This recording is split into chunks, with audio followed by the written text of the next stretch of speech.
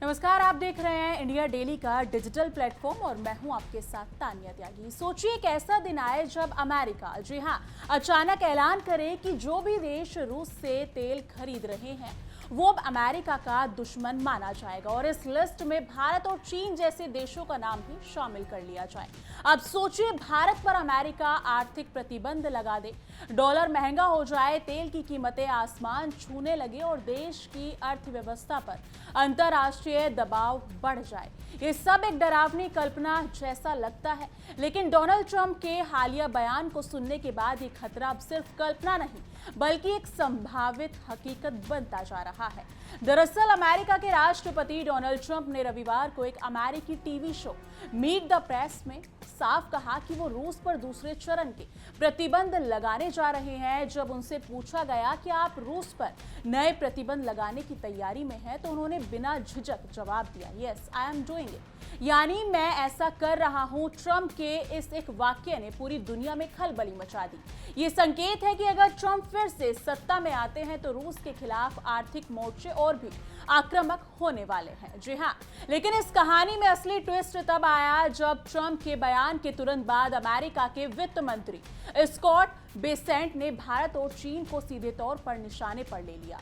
उन्होंने कहा कि रूस को आर्थिक रूप से जिंदा रखने में कुछ देश मदद कर रहे हैं और इनमें सबसे बड़े नाम है भारत और चीन। उनका कहना था कि ये देश रूस से सस्ते दामों पर तेल खरीदते रहे हैं, जिससे पुतिन की वार मशीन को फंडिंग मिल रही है। जी हां, यही वजह है कि अमेरिका अब सेकेंडरी सैंक्शंस यानी कि द्वितीयक प्रतिबंधों की बात कर रहा है।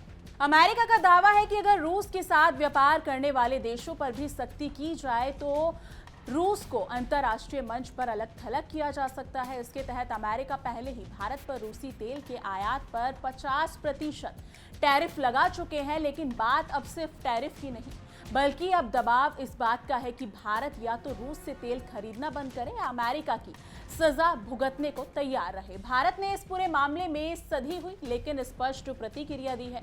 विदेश मंत्री एस जयशंकर पहले ही कह चुके हैं कि भारत की विदेश नीति किसी के दबाव में नहीं बल्कि राष्ट्रीय हितों के अनुसार तय होती है। उन्होंने पश्चिमी देशों पर पाखंड का आरोप लगाते हुए कहा कि अगर यूरोपीय देश रूस से गैस खरीद सकते हैं तो भारत क्यों नहीं।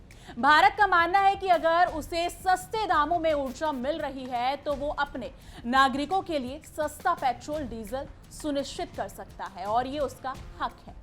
ट्रंप की इस आक्रामक नीति के पीछे रणनीति बिल्कुल साफ है, रूस को अंतर्राष्ट्रीय स्तर पर पूरी तरह अलग थलग करना। लेकिन ये रणनीति तभी सफल होगी जब अमेरिका को यूरोप का पूरा साथ मिले।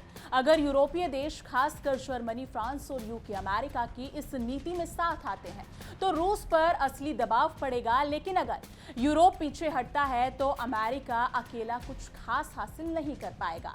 ऐसे में ट्रंप की अगली चाल भारत और चीन जैसे देशों पर दबाव बनाना होगा। भारत के पास इस वक्त 3 बड़े विकल्प हैं। पहला, अमेरिका से बातचीत कर कोई राजनयिक समाधान निकालना।